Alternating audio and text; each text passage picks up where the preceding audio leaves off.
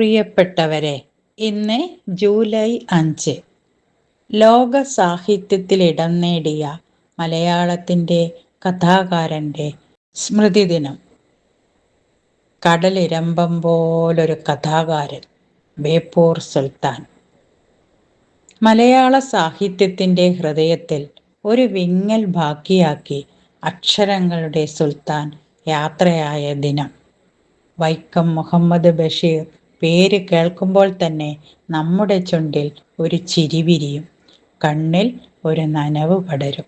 കാരണം അദ്ദേഹം വെറുമൊരു എഴുത്തുകാരനായിരുന്നില്ല, മലയാളിയുടെ ആത്മാവിൻ്റെ അക്ഷരരൂപമായിരുന്നു. വൈക്കത്തെ മണ്ണിൽ നിന്ന് ലോകത്തിൻ്റെ നെഞ്ചിലേക്ക് ആഴ്ന്നിറങ്ങിയ മണ്ണിൻ്റെ മണമറിഞ്ഞ സാഹിത്യകാരൻ. 1908 ജനുവരി 21 വൈക്കം തലയോലപ്പറമ്പിൽ കായി അബ്ദുറഹ്മാന്റെയും കുഞ്ഞാത്തമ്മയുടെയും മകനായി ജനനം. പഠനം പാതി വഴിയിൽ നിർത്തി. ഗാന്ധിജിയുടെ ആഹ്വാനം കേട്ട് സ്വാതന്ത്ര്യ സമരത്തിലേക്ക് എടുത്തു ചാടി. പിന്നെ സഞ്ചാരിയായി, കാൽനടയായി, സൈക്കിളിൽ, കപ്പലിൽ കാശിയും അജ്മീറും പെഷവാറും അറേബ്യയും ആഫ്രിക്കയും കണ്ടു. ജയിൽ ജീവിതം അനുഭവിച്ചു. മജീഷ്യനായി, ഹോട്ടലിൽ പാത്രം കഴുകി, പത്രം വിറ്റു.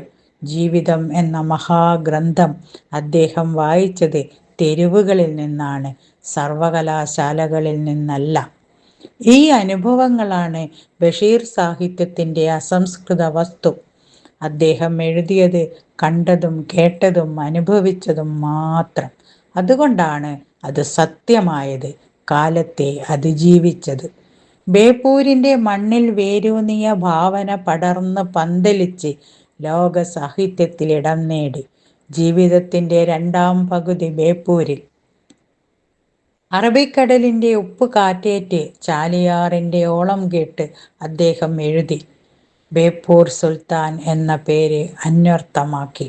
സുൽത്താൻ എന്നാൽ ഭരണാധികാരി. ബഷീർ മലയാളിയുടെ മനസ്സിനെ ഭരിച്ചത് വാക്കിൻ്റെ ചെങ്കോലേന്തിയാണ്. പട്ടാളമില്ല, കിരീടമില്ല, പ്രേമവും കാരുണ്യവും നർമ്മവും മാത്രം. പച്ച മനുഷ്യൻ്റെ പദാവലിയായിരുന്നു ലോകപ്രശസ്തി നേടിയ മലയാളത്തിൻ്റെ കഥാകാരൻ്റെ ഭാഷ. ബഷീറിന് മുൻപ് മലയാള സാഹിത്യം സംസ്കൃതത്തിൻ്റെ സ്വാധീനത്തിൽ വരേണ്യരുടെ ഭാഷയിലായിരുന്നു.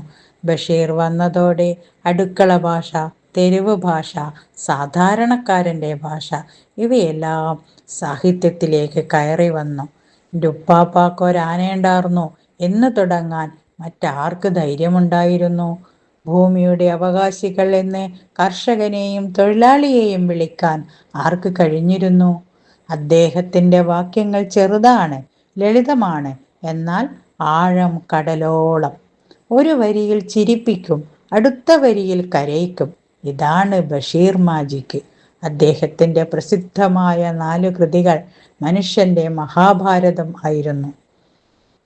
1944 രചിച്ച ബാല്യകാലസഖി പ്രണയത്തിൻ്റെ ഏറ്റവും നിർമ്മലമായ ആവിഷ്കാരം. മജീദും സുഹറയും മലയാളികളുടെ നഷ്ടപ്രണയത്തിൻ്റെ പ്രതീകമായി ഇന്നും ഹൃദയങ്ങളിൽ ജീവിക്കുന്നു. "ൻ്റുപ്പാപ്പാക്കൊരാനയുണ്ടാർന്നു" 1951 രചിച്ചത്. നർമ്മം കൊണ്ട് തീർത്ത വിമർശനം. ഫ്യൂഡലിസത്തിൻ്റെ ശവപ്പെട്ടിയിൽ അവസാനത്തെ ആണിയടിച്ച കൃതി. 1959 രചിച്ച പാത്തുമ്മായുടെ ആട് ഒരു കുടുംബത്തിൻ്റെ സൂക്ഷ്മചിത്രം. ദാരിദ്ര്യത്തിലും ചിരിക്കാൻ കഴിയുന്ന മനുഷ്യൻ്റെ അതിജീവന കഥ. 1965 മതിലുകൾ. ജയിലിനുള്ളിൽ വിടരുന്ന പ്രണയം കാണാതെ, തൊടാതെ, വാക്കുകൾ കൊണ്ട് മാത്രം പ്രണയിച്ച നാരായണിയും ബഷീറും. സ്വാതന്ത്ര്യത്തിൻ്റെ യഥാർത്ഥ അർത്ഥം പറഞ്ഞു തന്ന നോവൽ. ഭൂമിയുടെ അവകാശികൾ, ശബ്ദങ്ങൾ, പ്രേമലേഖനം, അങ്ങനെ ഓരോന്നും ഓരോ ലോകമായിരുന്നു. സ്നേഹമാണ് മതം, അതായിരുന്നു അദ്ദേഹത്തിൻ്റെ ജീവിത ദർശനം. ബഷീർ ഒരു മതത്തിൻ്റെയും വക്താവായിരുന്നില്ല. അദ്ദേഹത്തിൻ്റെ മതം മനുഷ്യത്വമായിരുന്നു. ജാതിയില്ല, മതമില്ല, വർഗമില്ല. വിശപ്പും പ്രണയവും ദുഃഖവും എല്ലാവർക്കും ഒരുപോലെ. ജയിലിൽ വെച്ച് ഹിന്ദുവായ കേശവൻ നായർക്ക് വേണ്ടി പ്രേമലേഖനം എഴുതിക്കൊടുത്ത മുസ്ലിമായ ബഷീർ. ഇതാണ് ഇന്ത്യ, ഇതാണ് മതേതരത്വം. പുസ്തകങ്ങളിലല്ല, ജീവിതത്തിൽ കാണിച്ചു തന്ന പാഠം. അദ്ദേഹം എപ്പോഴും പറയും, എല്ലാവർക്കും എൻ്റെ നമസ്കാരം. ശത്രുവിനും മിത്രത്തിനും പട്ടിക്കും പൂച്ചയ്ക്കും ആടിനും ആനയ്ക്കും പ്രപഞ്ചത്തോട് മുഴുവൻ കൈകൂപ്പിയ സഹജീവി സ്നേഹി. ഇന്നും എന്നും പ്രസക്തനാണ് വൈക്കം മുഹമ്മദ് ബഷീർ എന്ന ജനകീയ കഥാകാരൻ. ഇന്ന് നമ്മൾ വെറുപ്പിൻ്റെ മതിലുകൾ പണിയുമ്പോൾ ബഷീർ സ്നേഹത്തിൻ്റെ മതിലുകൾ പണിതു. നമ്മൾ വലിയ വാക്കുകളിൽ തർക്കിക്കുമ്പോൾ ബഷീർ ചെറിയ വാക്കിൽ ലളിതമായി കാര്യം പറഞ്ഞു. നമ്മൾ ഡാറ്റയും ആർട്ടിഫിഷ്യൽ ഇൻ്റലിജൻസും ചർച്ച ചെയ്യുമ്പോൾ ബഷീർ മനുഷ്യൻ്റെ ഹൃദയമിടിപ്പ് രേഖപ്പെടുത്തി. കാലവും സാങ്കേതിക വിദ്യയും മാറും, പക്ഷേ വിശപ്പ്, പ്രണയം, കണ്ണീർ ഇതൊന്നും മാറില്ല. അതുകൊണ്ട് ബഷീറും മാറില്ല.